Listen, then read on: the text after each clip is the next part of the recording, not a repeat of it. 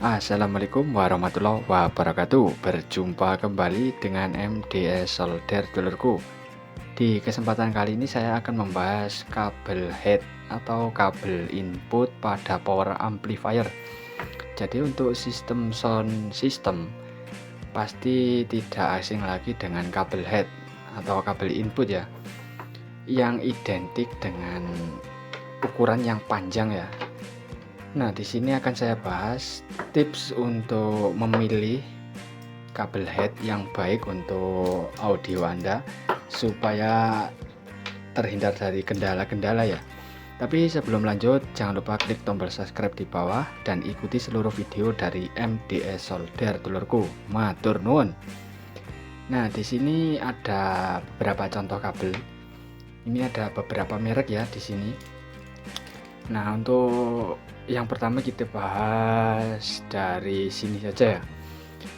Nah, untuk kabel head ini perlu diperhatikan. Kenapa kok perlu diperhatikan?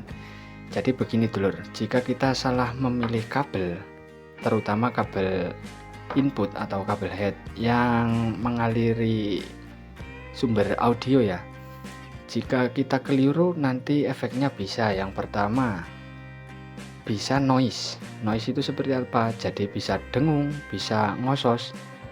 Dan untuk yang kedua tentunya juga kualitasnya ya, jadi pilihlah kabel itu yang kualitasnya bagus supaya awet dan juga hasil dari suaranya lebih jernih dan maksimal. Nah, ini ada 4 kabel ya, ini saya memakai ukuran 10 meter.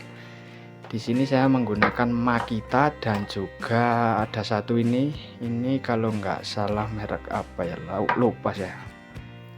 Kalau nggak salah ini Kanari. Oh, nggak kelihatan. Bentar dulu. Ini pakai Kanari yang satu. Nah, ini Kanari. Dan untuk yang satunya lagi saya pakai kabel Makita. Nah, di sini kenapa kok saya pakai kabel ini? Karena menurut saya untuk tembaganya ini murni ya dulur. Jadi di kabel head ini ada 3 buah kabel. Nah, ini akan saya buka. Nah, jadi ini untuk isinya dulur. Nah, bisa dilihat ada kabel merah dan juga putih. Setelah itu ada untuk groundnya di sini. Ini untuk ground. Nah, ini untuk ukurannya terbilang cukup besar ya. Dan yang terpenting untuk pemilihan kabel head ini, utamakan untuk kabel groundnya. Kabel ground ini mengitari kabel input. Jadi kabel groundnya ini melilit ini dulur, kabel merah dan juga putih ini, supaya meredam sinyal liar ya. Jadi kan ada biasanya kabel yang digunakan tapi suaranya dengung. Nah, itu sangat sensitif sekali ya jika dipergunakan untuk kabel dengan ukuran yang panjang, karena melewati banyak medan, jadi bisa menyebabkan suara dengung ataupun noise ngosos ya. Nah, ini untuk kabel yang sini. Dan untuk kabel yang satunya ini kebetulan ini bawaan mikrofon ya, mikrofon tokoan. Nah, ini jika dibongkar menurut saya untuk tembaganya kurang ya. Kenapa kok kurang? Karena ukuran kabelnya sangat kecil untuk bawaan mikrofon tokoan. Ini akan saya buka.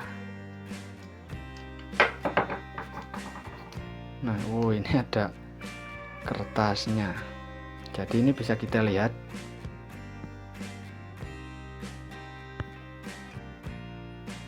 Untuk kabelnya ini sangat kecil dulur.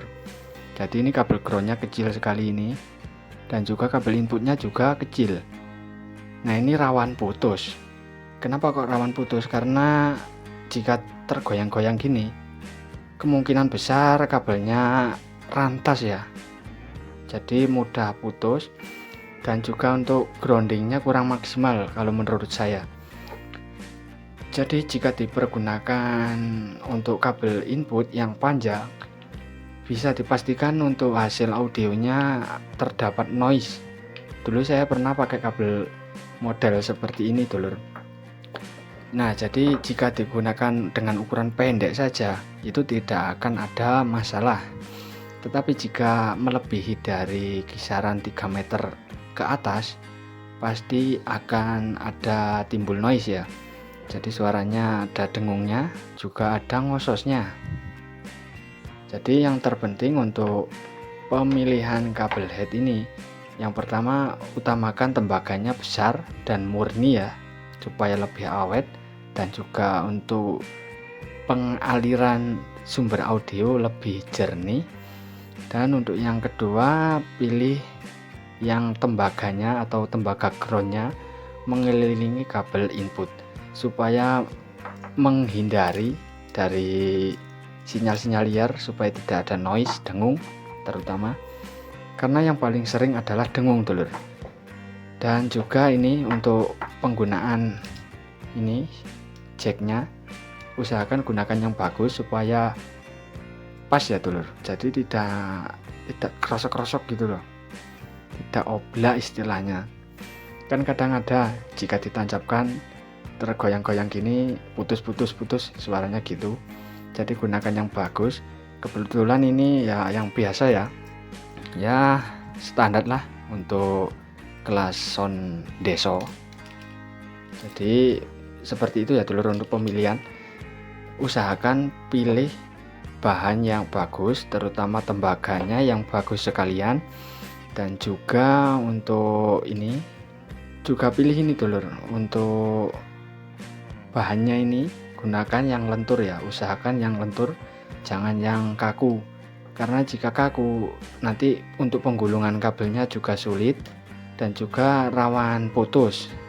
Jadi gunakan yang lentur supaya lebih awet ya. Mungkin itu ya dulur untuk video kali ini, untuk tips dari saya pemilihan kabel head atau kabel input untuk sebuah power amplifier ataupun sound system ya.